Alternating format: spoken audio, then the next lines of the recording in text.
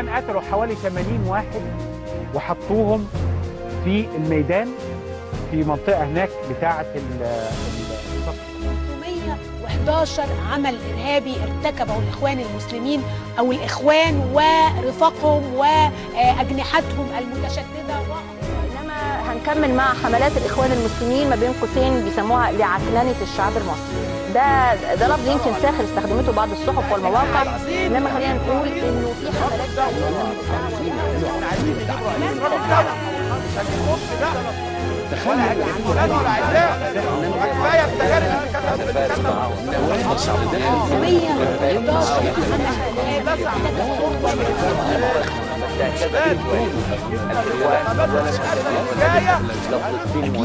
ولا مصر مهمة ولا في وطن مهم. الوطن الوحيد هو الإخوان. يموتوا ويموتوا